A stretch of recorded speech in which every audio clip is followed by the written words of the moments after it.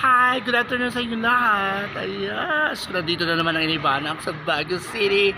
At kasama ko ang mga SK Federation ng Bansud at Pinamalayan. So, nandito po kami sa Baguio Convention Center.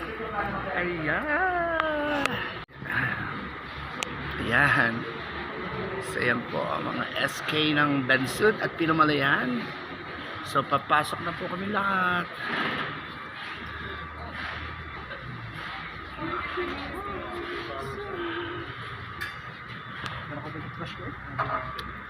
Yan. At syempre kasama po namin ang Bee Gees.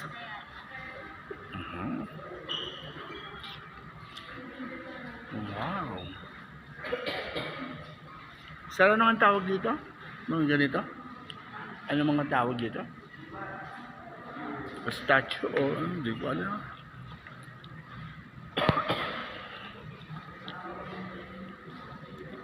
Kaya anong tawag dito? Anong tawag niya dito? Makikita niyo po ang sinaunang mga larawan ng pandigmaang pandaigdig. Ayan, Diyos ka. So talaga sila ay nagkaroon pa ng ganitong talaga ng mga picture na sinauna. Ayan. Ayan. So napakalawak po ng convention center. Ayan.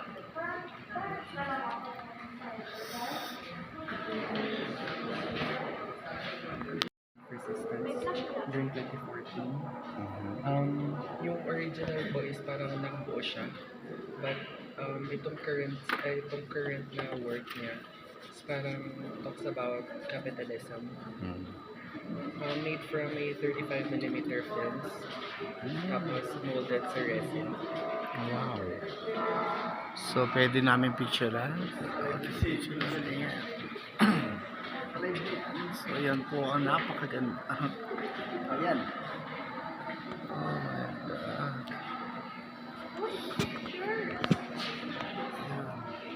Diyos ko, napakaganda po ng loob. Talaga naman. Mga katutubo. So ito po yung naglalarawan ng pagkakaroon po nila ng mga katutubo dito po sa Baguio. So ito po ay parang mga igorot. Ayan. So,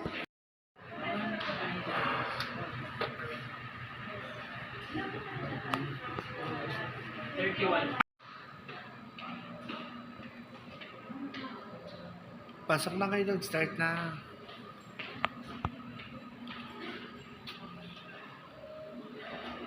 Exhibit na kung tawagin ay ito yun yung mga ano bang tawag dito? Yung po nila, mga artifacts po from Benka Pisa. Basically, work mo siya ni Lola Garcia. Lola Garcia. International artist. Lumaki po kasi siya sa Anak, dito tayo. doctors, yung mother and father niya is doctors. So basically, nung kinumission po siya ni Benka to like work on a piece, parang ito po yung naisip niya, yung reaction niya sa mga artifacts like ito, yung mga books, yung mga jewelries, mga So ano yung mga tawag dyan sa mga yan? Yung nakikita natin yan? mga kwan po sila, yung mga tao pong nakaupo, mga gods po. Okay, okay. Here in Cordillera. Tapos yung Wow. artifacts, lahat po sila pertaining sa healing. Tapos parang itong work niya po na to, X-ray pieces. So basically parang pinagko-connect niya yung healing, like yung healing traditions nung una pa lang pre-colonial times dito sa Cordillera. As parang kino-connect niya sa modern scientific healing. So matanong ko lang, yung ba mga sinasabi niyan ay pwede siyang ilabas or gamitin ng ibang mga ano? Para sa mga, halimbawa, di ba sabi mo yung, nasabi mo na yung para sa healing yung iba, pwede bang gamitin ng iba yan or exclusive para sa ano lang talaga? Itong po mga ginagamit siya pre-colonial times dito sa Cordillera. So, ma-practices po siya, practice pa rin siya till now. Few people practice till now. So maraming salamat sa information. Ang pangalan mo? RJ. O, yan si Archie, taga dito sa Baguio City. Maraming salamat. Ano position mo dito, Neng? Part of po ako ng curator's team. Ayun, party po siya dito. Okay, maraming salamat ha. Oh, so, napakaganda po. Grabe.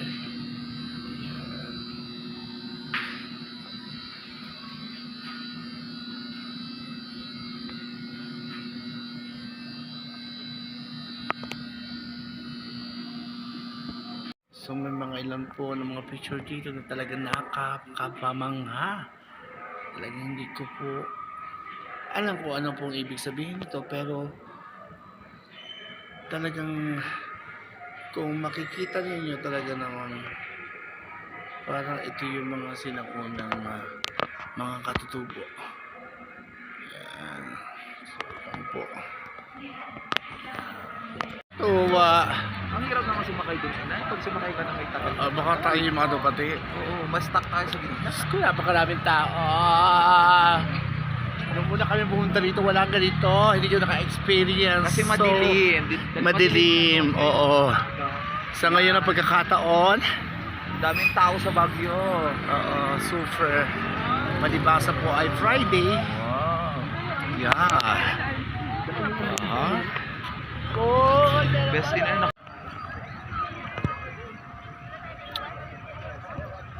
Saya-saya.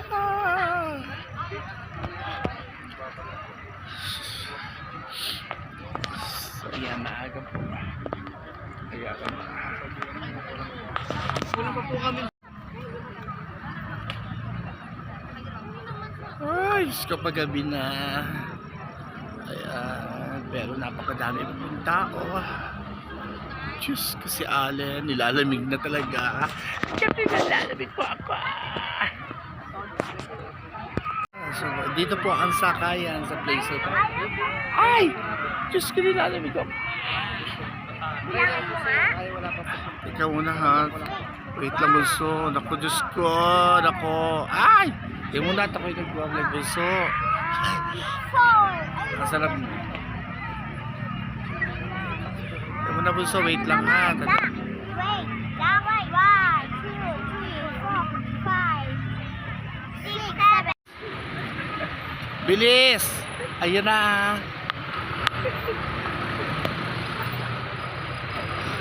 Yan ang maganda kong anak. Aha. Yeah. Kuya Will!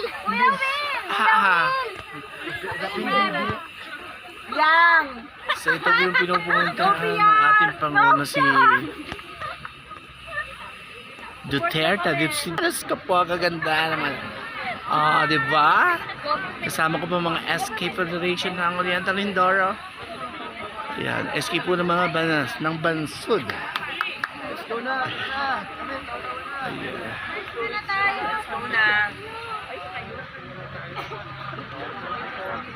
Joey Ana.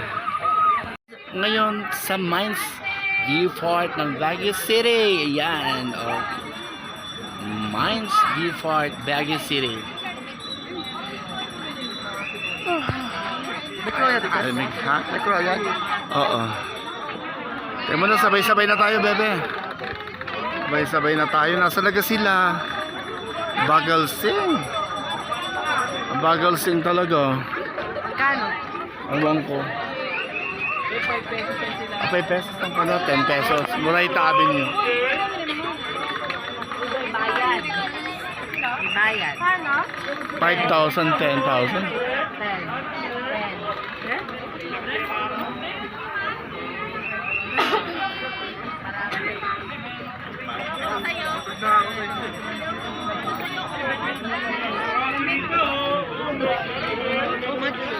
So nililibot po natin ng Mines View.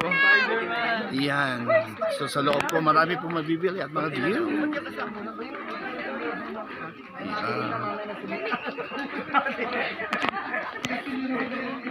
May mga bulak na sa loob. Malaking aso. So naka-side view naman yung joke natin. Talaga naman marami pala ditong nakikita sa Mines View. Yay! Diyos ko, sa mag-aalas 6 na po ng gabi. Kaya naman, wow! Taray, mas marami pala dito makikita.